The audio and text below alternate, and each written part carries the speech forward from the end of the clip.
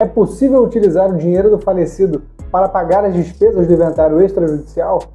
Olha, antigamente a única forma de fazer isso era entrando com um processo judicial e pedindo para que o juiz liberasse os valores que estavam depositados na conta. E só assim pagar as despesas do inventário. Porém, em abril de 2022, o provimento 452 do CNJ alterou o artigo 11 da Resolução 35 na parte que tratava de inventário extrajudicial. E aí, a partir de então, passou a ser possível utilizar o dinheiro que estava nas contas do falecido para pagar o imposto de transmissão e os emolumentos do cartório. Isso significa que é automático?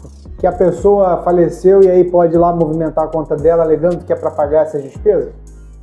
Não. É preciso primeiro nomear o inventariante. Essa nomeação é feita no próprio cartório. Com esse termo de inventariante é que o advogado responsável vai fazer os requerimentos direto nos bancos onde o falecido tinha conta.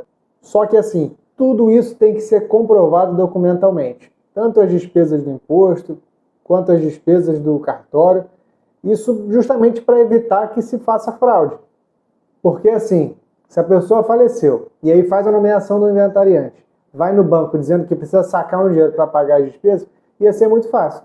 Muita gente ia se aproveitar disso para poder fraudar. É sensacional essa mudança. Alguns meses depois que essa resolução foi editada, eu peguei um caso exatamente assim.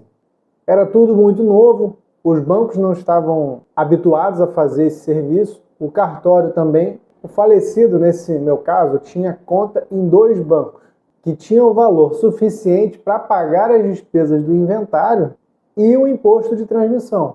Só que aquele dinheiro estava bloqueado no banco. E aí, se fosse fazer esse inventário judicial pedindo para levantar o dinheiro que estava na conta para pagar as despesas, no mínimo, isso ia demorar pelo menos 2 anos.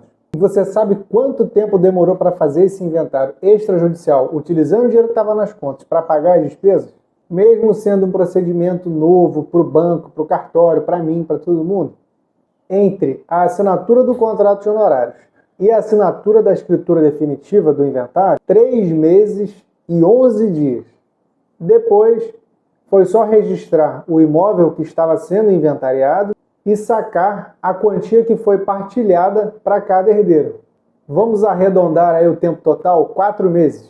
É infinitamente mais rápido do que um processo judicial. E essa celeridade faz com que no final fique até mais barato do que se fosse fazer um inventário judicial. Porque assim, a maior barreira do inventário é o custo alto, mas existem alternativas para que isso seja reduzido. O que não pode ser feito é deixar de realizar o inventário e regularizar o patrimônio, porque senão a desvalorização, principalmente dos imóveis, é muito alta. E aí, aquele valor que você vai investir para valorizar o seu patrimônio representa muito pouco na valorização que ele vai ter.